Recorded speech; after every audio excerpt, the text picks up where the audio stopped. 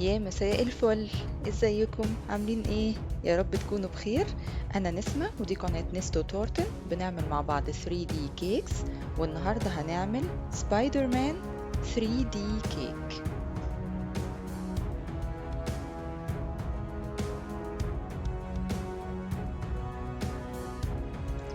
اول حاجة هنجهز قاعدة وهنحط عمود في النص عشان يثبت عليه جسم سبايدر مان وراسه. وبعدين هنبدأ نحط طبقات الكيك المستطيلة،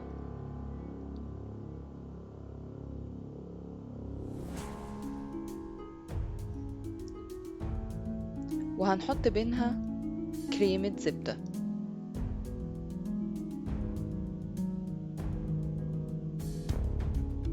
طبعا انا طابعه صورة سبايدر مان من قدام ومن الجنب عشان اقدر احدد السمك بتاع الكتف هيكون قد ايه، ومن قدام كمان هيكون حجمه قد ايه. استعين بالصورة.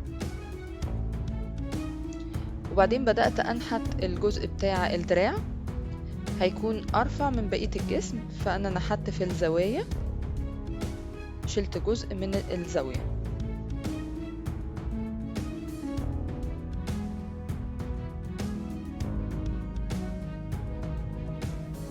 وبعدين الكتف لسه محتاج يعلى، احط كمان طبقة من الكيك، وبعدين هحط دايرة صغيرة للرقبة.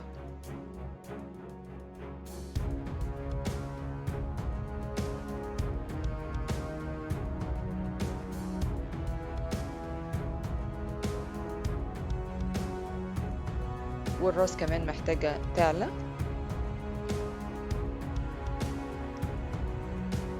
بعد كده هبدأ أنحت جسم سبايدر مان. طبعا الجسم بيكون فيه كيرفات من قدام ومن ورا، لأن الجسم ما بيكونش مجرد مستطيل كامل، بيكون فيه شوية كيرف لجوه من النص، سواء من الظهر أو من قدام.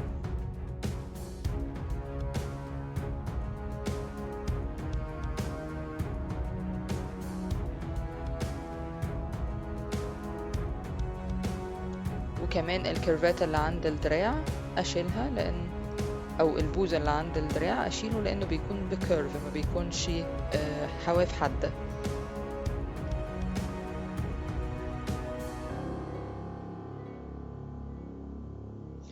النحت محتاج تركيز شوية، لازم ناخد بالنا ان يكون شكله مظبوط قبل ما نبدأ نغطيه بعجينة السكر عشان يطلع شكله في الاخر كويس. فنديله وقته شوية ونركز في التفاصيل لحد ما نوصل للشكل اللي احنا عايزينه.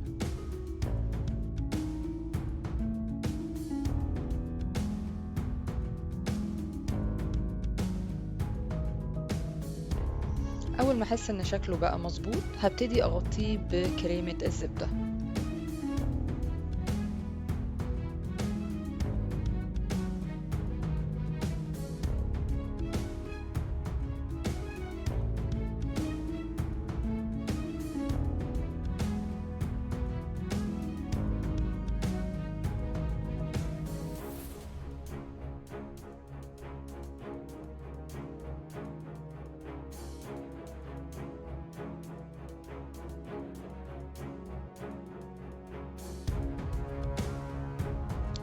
طبعا منطقة الصدر عند سبايدر مان بيكون فيها عضلات، فبتكون أعلى من كده.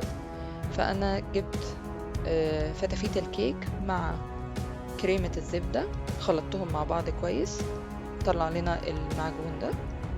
بدأت أعمل بيه الزوايد اللي أنا عايزة أزودها. وكمان الراس حسيت إن هي مش مظبوطة، محتاجة الدايرة بتاعتها تتظبط أكتر، فظبطتها برضو بالكيك مع كريمة الزبدة.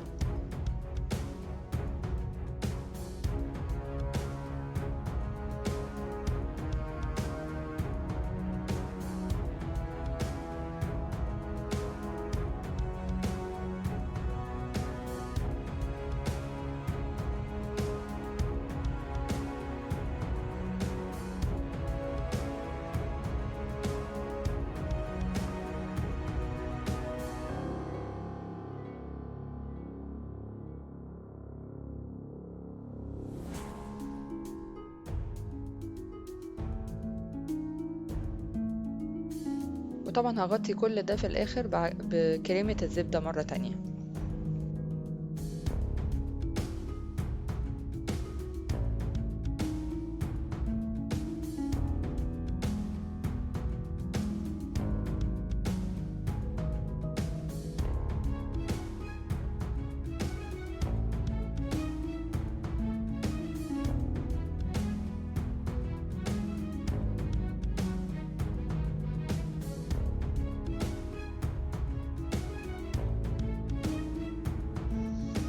بعدين هبدأ احط عليه عجينة الشوكولاتة. انا هستخدم عجينة الشوكولاتة. طبعا مش هنحطها كلها مرة واحدة لان الجسم فيه قدام وورا، فانا حطيت قدام الاول، وبعدين هعمل عجينة شوكولاتة تانية احطها ورا، وبعدين هدمجهم مع بعض زي ما هنشوف.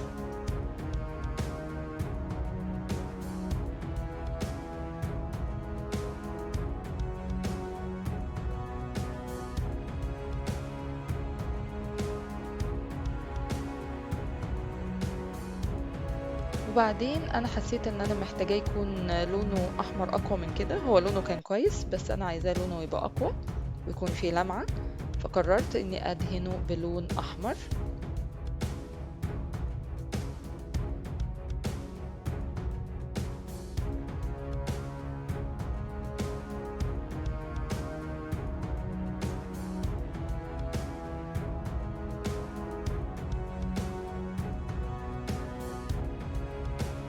وبعدين بدأت اعمل العينين بتاعته. عملت الجزء اللي جوه بلون ابيض، وبعدين اللي بره اسود، وحطيتهم فوق بعض. حطيت الاسود فوق الابيض.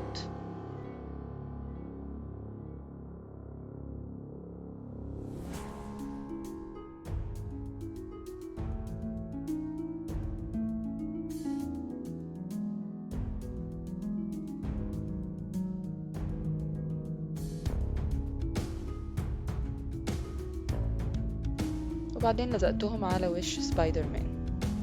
البدلة بتاعت سبايدر مان بيكون فيها لون ازرق من عند الدراع، فدي عملتها بعجينة لونها ازرق. وبعدين بدأت اعمل الخطوط.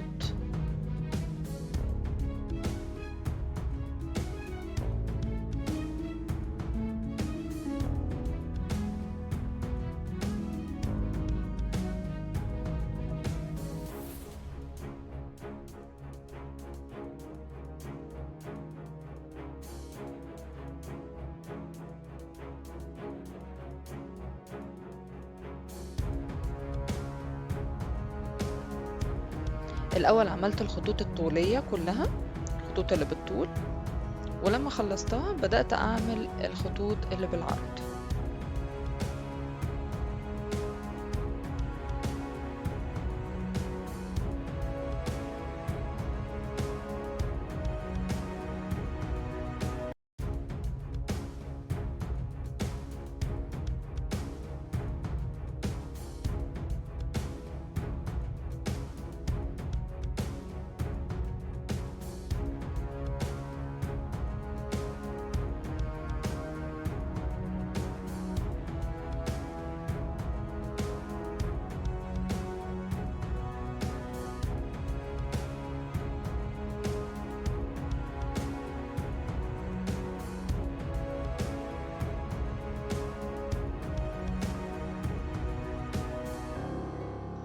وبعدين عملت الدايرة اللي حوالين اللي بين عينيه، وبدأت أعمل الخطوط اللي بالعرض.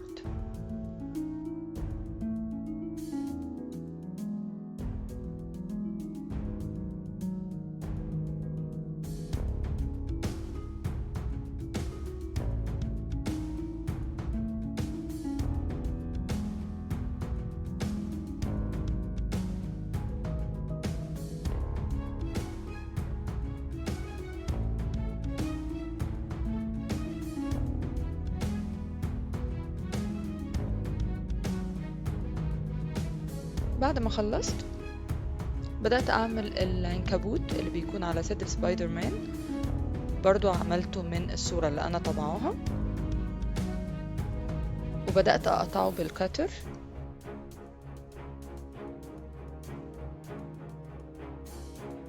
وبعدين حطيته في مكانه على صدر سبايدر مان.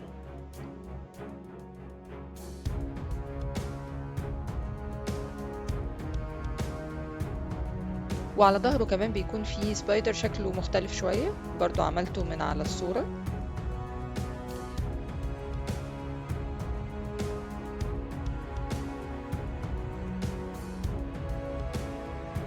وده الشكل النهائي لسبايدر مان. أتمنى إنه يكون عجبكم. متنسوش تعملوا سبسكرايب لنستو تورتن عشان توصل لكم كل 3D كيك جديدة بنعملها، وأشوفكم الكيك الجاية. باي باي.